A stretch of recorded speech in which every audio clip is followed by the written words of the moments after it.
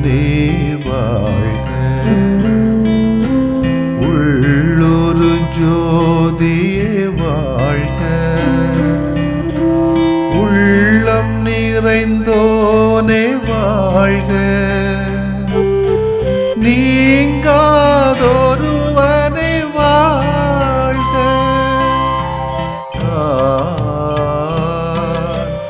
ஒளி பொருந்திய அழியாத ஆன்மா.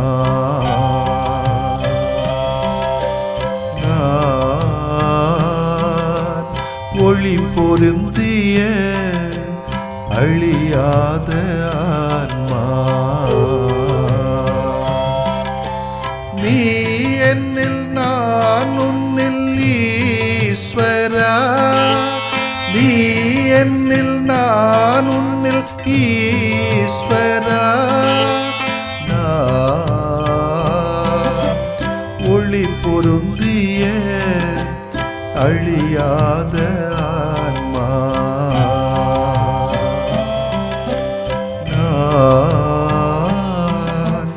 ஒளி பொருந்திய அழியாத ஆன்மா.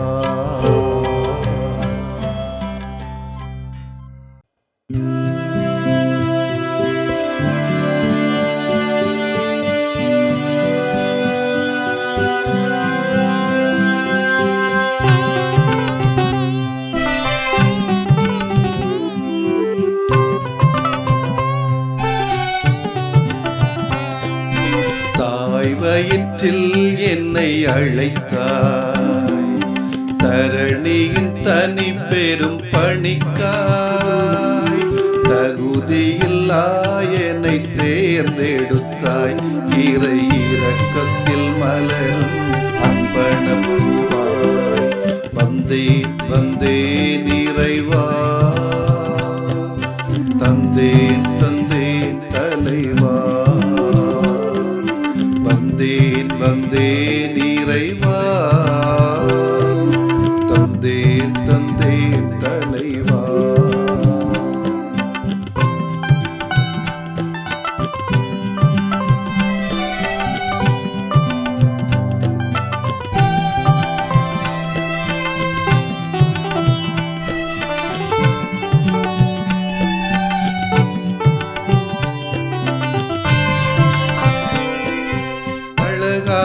தேசத்தில் என்னை படைத்து அன்பினில் தோழமையாகிடவே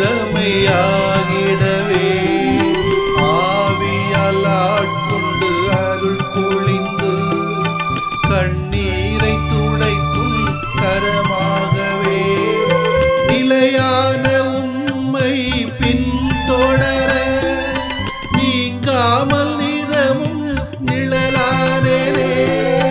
நிலையான உம்மை பின்தொடர நீங்காமல் நிதமும் நிழலானேனே.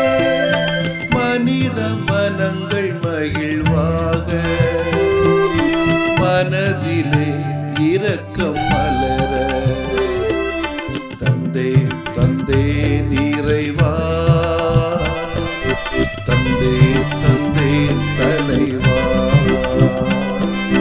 வந்தேன் வந்தேன் இறைவா. தந்தேன் தந்தேன் தலைவா.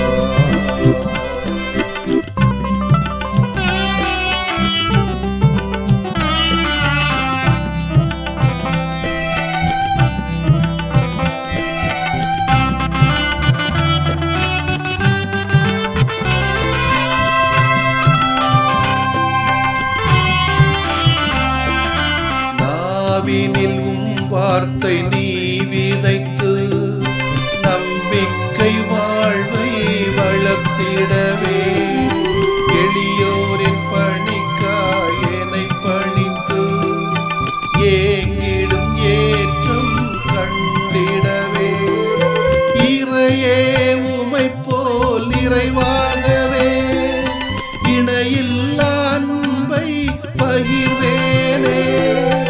இறையே உமை போல் நிறைவாகவே இணையில்லா அன்பை பகிர்வேனே. பணி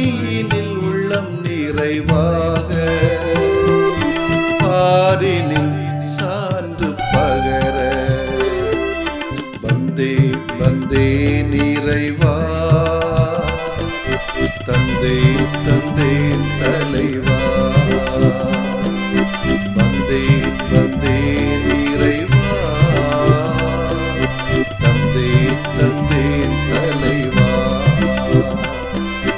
தாய் வயிற்றில் என்னை அழைத்தார், தரணியின் தனி பெரும் பணிக்காய், தகுதியில்லா என்னை தேர்ந்தெடுத்தாய், இறை இரக்கத்தில் மலரும் அர்ப்பணப்பூவாய். மத்தேயு நற்செய்தி அலகு 4 இறை சொற்றொடர்கள் 12 முதல் 17 மற்றும் 23 முதல் 25 முடிய. அக்காலத்தில் யோவான் கைது செய்யப்பட்டதை இயேசு கேள்விப்பட்டு கலிலேயாவுக்கு புறப்பட்டு சென்றார். அவர் நாசரேத்தை விட்டு அகன்று செபுலோன், நப்தலி ஆகிய இடங்களின் எல்லையில் கடலோரமாய் அமைந்திருந்த கப்பர்நகமுக்கு சென்று குடியிருந்தார். இறை வாக்கினர் ஏசாயா உரைத்த பின்வரும் வாக்கு இவ்வாறு நிறைவேறியது.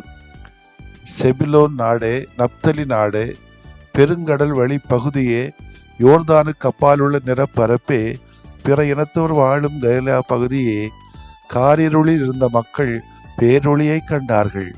சாவின் நிழல் சூழ்ந்துள்ள நாட்டில் குடியிருப்போர் மேல் சுடர் ஒளி உதித்துள்ளது. அது முதல் இயேசு, மனமாறுங்கள், ஏனெனில் விண்ணரசு நெருங்கி வந்து விட்டது என பறைசாற்றத் தொடங்கினார். அவர் கலிலேயா பகுதி முழுவதும் சுற்றி வந்தார். அவர்களுடைய தொழுகை கூடங்களில் கற்பித்தார். விண்ணரசு பற்றிய நற்செய்தியை பறைசாற்றினார். மக்களிடையே இருந்த நோய் நொடிகள் அனைத்தையும் குணமாக்கினார். அவரை பற்றி பேச்சு சிரியா நாடு முழுவதும் பரவியது. பல்வேறு பிணிகளாலும் வாதைகளாலும் வருந்திய நோயாளர், பேய்பிடித்தோர், மதிமயங்கியோர், முடக்குவாத முற்றோர் ஆகிய அனைவரும் அவரிடம் அழைத்து வரப்பட்டனர். அவர் அவர்களை குணமாக்கினார். ஆகவே கலிலேயா, தெக்கப்போலி, எருசலேம், யூதேயா, யோர்தானுக்கு அக்கறை பகுதி ஆகிய இடங்களிலிருந்து வந்த மக்கள் பெருந்திரளாய் அவரை பின்தொடர்ந்தனர். ஆண்டவரின் அருள்வாக்கு. இறைவா உமக்கு நன்றி. ஆண்டவரில் பிரியமுள்ள சகோதர சகோதரிகளே, கடவுளை தேடி, இயேசுவை தேடி ஓடுகிற மக்கள் எதை பார்ப்பார்கள் தெரியுமா? முதலிலே அறிகுறிகளை பார்ப்பார்கள், போதனைகளை பார்ப்பார்கள், புதுமைகளை பார்ப்பார்கள். இல்லை என்றால் அரசியல்வாதிகளைப் போல வாக்குறுதிகளை மக்கள் பார்ப்பார்கள். இல்லை என்றால் நடிப்புத்தன்மையை பார்ப்பார்கள். இன்றைய காலகட்டம் போல இன்றைக்கு வாசிக்கப்பட்ட இறைவாக்கு பகுதியில் புதுமைகளும் இல்லை, அறிகுறிகளும் இல்லை, போதனையும் இல்லை, ஒன்றும் காணப்படவில்லை. என்றாலும் இந்த பகுதி ஒரு மிக முக்கியமான பகுதியாக தென்படுகிறதே. காரணம், வரலாற்றை மாற்றக்கூடிய நிகழ்வுகள் இந்த பகுதியில்தான் நாம் பார்க்கிறோம். முதலில் திருமுழுக்கு யோவானை பற்றிய செய்தி. திருமுழுக்கு யோவானுக்கு அவருடைய முடிவு எப்படி இருக்கும் என்பது தெரிந்ததே. ஆனால் இவ்வளவு சீக்கிரம் வரும் என்று அவர் நினைத்திருக்க மாட்டார். அப்படி அவர் எண்ணியதும் சுயநலத்திற்காக கிடையாது. எண்ணியிருந்தாலும் கூட பொதுநலத்திற்காகவே என்பதை நாம் புரிந்து கொள்ள வேண்டும். தன்னுடைய பணி மெசியாவிற்காக மக்களை ஆயப்படுத்துகிற பணி. ஆனால் இன்னும் மெசியா தன்னுடைய பணியை ஆரம்பித்ததாக தெரியவில்லையே. அதற்குள்ளாகத்தான் தான் கைது செய்யப்பட்டு விட்டோம் என்பதுதான். ஒருவேளை நாம் அவசரப்பட்டு விட்டோமோ என்று நிச்சயம் திருமுழுக்கு நினைத்திருக்க கூடும். ஆனால் அவருடைய சிறைவாசம்தான் மெசியா வருகைக்கான தொடக்கம் என்பது அவர் அறியாத ஒன்று. திருமுழுக்கு யோவானுக்கு அடுத்தபடியாக இயேசுவை பற்றிய செய்தியும் இங்கே குறிப்பிடப்பட வேண்டும். இயேசு தனது சொந்த ஊரான நாசரேத்தை விட்டு அகன்று கப்பர்நகமுக்கு செல்கிறார். இதுவரை தனது தாயோடு இருந்தவர், தனக்காக வாழ்ந்தவர், தன்னை தயாரித்தவர். இப்போது எதை நோக்கி அவரது பயணம் இருந்ததோ அதனை தொடங்குகிறார். அதான் சொல்லுவாங்களோ ஃபோக்கஸ். நம்முடைய இலக்கு எங்கேயோ அது இலக்கை நிர்ணயித்து கொண்டோம் என்று சொன்னால் இந்த இலக்கை நோக்கி நாம் பயணம் செய்ய முடியும் என்பதுதான் உண்மை. இலக்கு இல்லை என்று சொன்னால், ஃபோக்கஸ் இல்லை என்று சொன்னால் நாம் பயணிக்க முடியாது. வேற எங்கேயாவது போயிட்டு போனோமா? திருச்சியில் போக வேண்டியவன் மெட்ராஸில் போய் நிற்போம், மெட்ராஸில் போக வேண்டியவன் பாண்டிச்சேரியில் போய் நிற்பாங்க. இலக்கு அதுபோல் நாகர்கோவிலில் தான் போகணும் அப்படின்னு சொன்னால் நாகர்கோவில் பஸ்ஸை ஏறி தான் நான் போவேன். பாண்டிச்சேரி போகணும்னா அல்லது மதுரை போகணும்னா, திருச்சி போகணும்னா அந்த பஸ் ஏறித்தான் நான் போக வேண்டும். காரணம், இலக்கு எனக்கு அந்த ஊர். அது இலக்கு இல்லைன்னு சொன்னால் ஏதாவது பஸ்ஸில் ஏறி எங்கேயாவது போய் உட்காந்துருவோம். நம்ம பைத்தியக்காரன்னு சொல்லுவாங்க நம்மளை. அப்படிதான் நிறைய பேரை இன்னைக்கு பைத்தியக்காரன்னு சொல்ல வேண்டி இருக்குது. நிறைய பேர் ஃபோக்கஸ் இல்லை, இலக்கு இல்லை. எதை தேடி போகிறோம், எதை செய்யணும் என்கிற இலக்கு இல்லாமல் வாழுகிற கூட்டங்கள் இன்னைக்கு நிறைய ஆகிக்கொண்டே இருக்கிறார்கள். நிச்சயம் ஒருவரின் சொந்த ஊரை விட்டு வேறு இடத்திற்கு செல்வது கடினமான ஒன்று. சொந்த ஊரின் மீது நமக்குள்ள உறவு, பிணைப்பு மற்றவர்களால் புரிந்து கொள்ள முடியாது. ஆனாலும் அதைவிட கடவுள் தனக்காக வகுத்திருந்த திட்டத்தை செயல்படுத்துவது முக்கியமானது என்பதை இயேசு உணர்ந்திருந்தார். திருமுழுக்கு யோவான் தனது நலனை விட பொது நலனுக்கே முக்கியத்துவம் கொடுக்கிறார். இயேசுவிடமும் திருமுழுக்கு யோவானிடம் இருந்த அந்த மனநிலை, அதாவது 2 பேருமே மக்கள் நலனை முன்னிறுத்தினார்கள். தங்களது விருப்பு வெறுப்புகளை பெரிதாக எடுத்துக்கொள்ளவே இல்லை. அதே போல நாம முடிந்த வரைக்கும், நீங்க சொல்ல நீங்க சாமியாருங்க, அதனால நீங்க அப்படி பேசுவீங்களா இருக்கும். நாங்க பிள்ளைங்குட்டிகளோட வாழ்ற சமயத்துல எங்களுக்கு பிள்ளைகள் தானே இலக்கு. ஓகே, அதுவும் சமுதாயத்திற்காக உழைப்பதற்காக அந்த பிள்ளைகளை உருவாக்கலாமே. எனவே நம்முடைய விருப்பு வெறுப்புகளை பெரிதாக எடுத்துக்கொள்ளாமல் கடவுள் எதை விரும்புகிறாரோ அது சமூகம் வாழ்வதற்கான சூழ்நிலையில் நம்மை நாம் தயாரித்துக் கொள்ள வேண்டியிருக்கிறது. அடிப்படையிலே சுயநலமில்லாமல் வாழ பழகிக்கொள்ள வேண்டும். இன்னைக்கு நிறைய பிரச்சனைகள் பங்குகளில், திருச்சபையில், அரசியலில், சமூகத்தில், சமயத்தில் பார்த்தோம்னா சுயநலம், இலக்கு இல்லை, தெளிவு இல்லை, துணிவு இல்லை, அர்ப்பணமும் இருக்காது. ஆனால் யோவானிடமும் இயேசுவிடத்திலும் இலக்கு எல்லாம் இருந்ததினால் அவங்களுடைய பயணம் நன்றாக இருந்தது. தன்னை கொலை செய்ய வந்தாலும் கூட அதை பற்றி அவங்க கவலைப்படலை. இதுதான் உண்மை. எனவே இயேசு சொல்லுகிறார், மனம் மாறுங்கள், விண்ணரசு நெருங்கி வந்து விட்டது என்ற செய்திக்காகத்தான் அவர் இந்த இலக்கை வைத்துக் கொண்டிருந்தார். இன்றைக்கும் இயேசுவின் அழைப்பு இதுதான். பலவிதமான குற்றங்களிலிருந்து, பாவங்களிலிருந்து புனிதமான வாழ்வுக்கு அழைக்கிறார். உண்மைதான், தவறு செய்தவுடன் மன்னித்துக் கொள்ளுங்கள் என்று பவியமாக சொல்லிவிடுகிறோம். அதோடு நின்றுவிட்டால் அது மனமாற்றத்திற்கு பொருளே இல்லை. அது ஒரு வேஷம். அந்த நேரத்துக்கு ஓகே, இழப்பை ஈடு செய்ய முடியாது. எனவே இழப்பை ஈடு செய்ய வேண்டும் என்று சொன்னால் மன்னிப்பு பெறுவதும் கொடுப்பதும் செயலின் அடிப்படையில் இருக்க வேண்டும், செயலில் இறங்க வேண்டும். இயேசு உடனே மானிடத்தின் இழப்பை ஈடு செய்கின்ற பணியிலே தான் ஈடுபடுகிறார். விழிப்புணர்வு ஏற்படுத்த புரட்சி போதனைகளை செபக்கூடமெங்கும் முழங்குகிறார். பாவத்தின் விளைவாம் துன்பம், நோய், பேய், மரணம் இவற்றின் தாக்கத்தை அப்புறப்படுத்த உடனே களமிறங்குகிறார். நோயாளிகளை சந்திக்கிறார், குணப்படுத்துகிறார். உரிமை இழந்தவர்களுக்கு உரிமை கொடுக்கிறார், மதிப்பிழந்தவர்களுக்கு மதிப்பை கொடுக்கிறார், உரிமை இழந்தவர்களுக்கு உரிமையை கொடுக்கிறார். இத்தகைய செயல் வடிவம் கொண்ட மனமாற்றம் மட்டுமே தனி மனித மாற்றத்தில் தொடங்கி சமுதாய மாற்றத்திற்கு வித்திடுகிற சூழலை உருவாக்கும். அங்கே நமக்கும் மகிழ்ச்சி, எல்லாருக்கும் மகிழ்ச்சி, எங்கும் மகிழ்ச்சி. ஆமேன். மன்றாடுவோமாக. நம்பிக்கையின் ஆண்டவரே இறைவா, உம்மை போற்றுகிறோம். உமது பணியும் வாழ்வும் நம்பிக்கையற்றோருக்கு நம்பிக்கையை கொடுக்கிறது. இருளில் வாழ்ந்தோருக்கு ஒளியை கொண்டு வந்தது போல எங்களது வாழ்வும் பணியும் நீர் விரும்புகின்ற இலக்கை நோக்கி சமூகத்திலே நாங்கள் வாழவும் பணி செய்யவும் எங்களை வலிமைப்படுத்தியருளும். ஆமென்.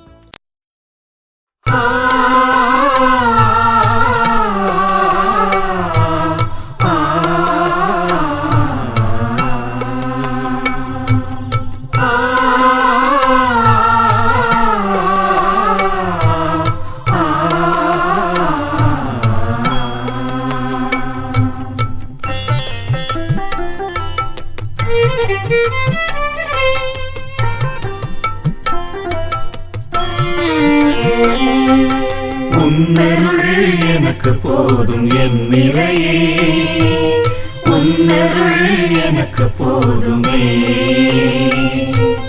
உன்னருள் எனக்கு போதும் என் நிறையே, உன்னருள் எனக்கு போதுமே.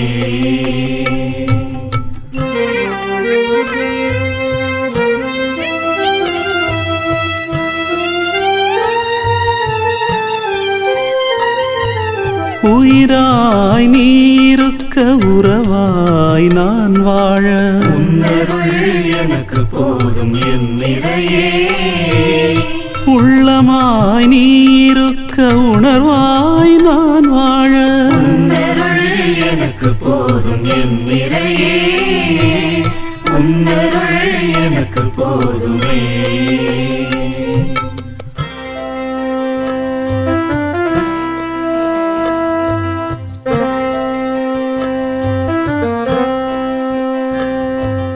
அன்பாய் நீ இருக்க அதுவாய் நான் வாழ உன்னருள் எனக்கு போதும் என் நிறையே அருளாய் நீ இருக்க அதனால் நான் வாழ உன்னருள் எனக்கு போதும் என் நிறையே உன்னருள் எனக்கு போதுமே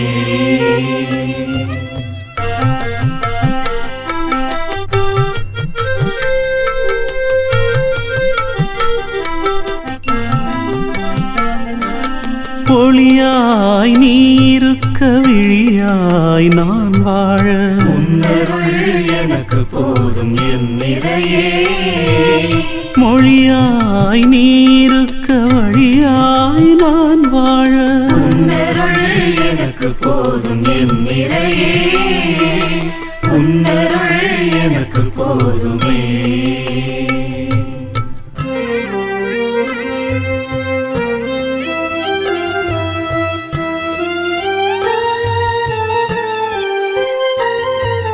கண்ணுக்குள் நீ இருக்க கனிவாய் நான் வாழ உன்னருள் எனக்கு போதும் என் நிறையே என்னில் நீ இருக்க உன்னில் நான் வாழ உன்னருள் எனக்கு போதும் என் நிறையே உன்னருள் எனக்கு போதுமே உன்னருள் எனக்கு போதும் என் நிறையே உன்னருள் எனக்கு போதுமே உன்னருள் எனக்கு போதும் என் நிறையே உன்னருள் எனக்கு போதுமே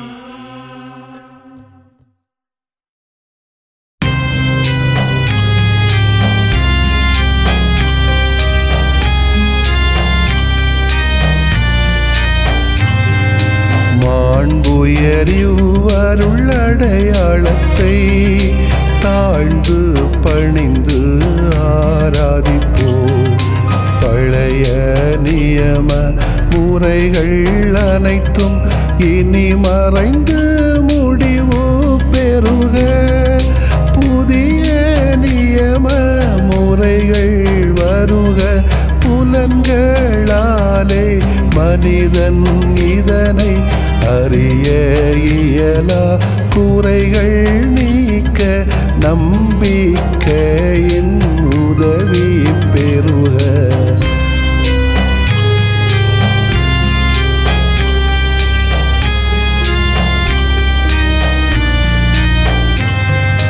தந்தை அவர்க்கும் மகன் அவர்க்கும் புகழ்ச்சியோடு வெற்றியாக்கும். மீட்பின் பெருமை மாட்சிமையோடு வலிமை வாழ்த்து யாவுமாக. இருவரிடமாய் வருகின்றவராம் தூய ஆவியானவர்க்கும் அளவில்லாத சமப்புகழ்ச்சி என்றுமே உண்டாகுக. ஆமென்.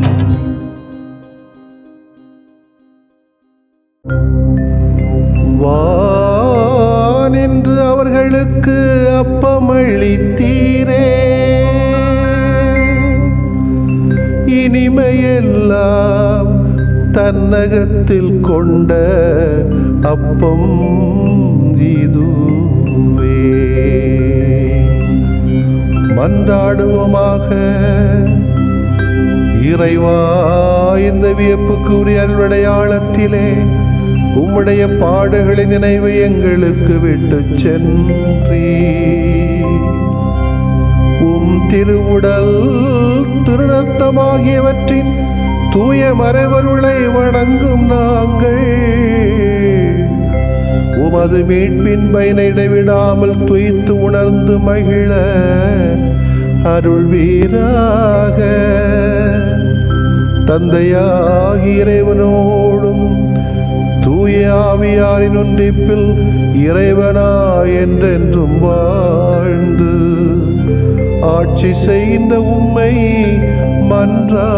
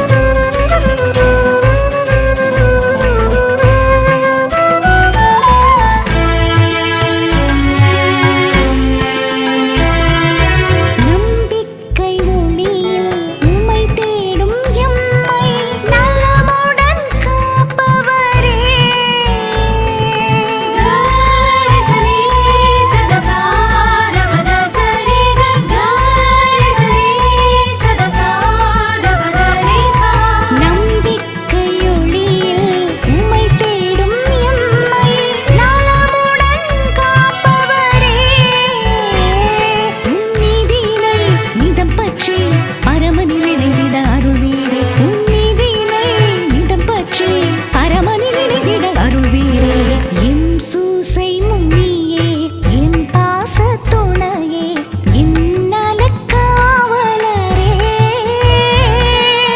எமக்கென மன்றாடுமே.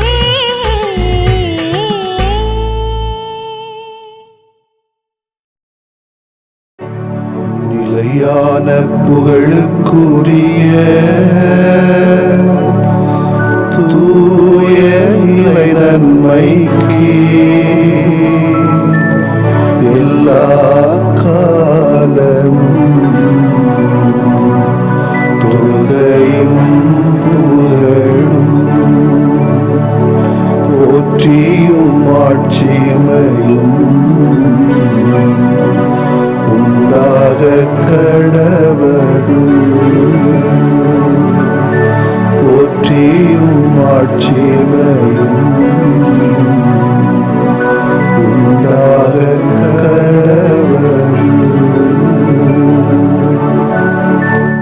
தந்தை, மகன், தூய ஆவியாரின் பெயராலே ஆமென்.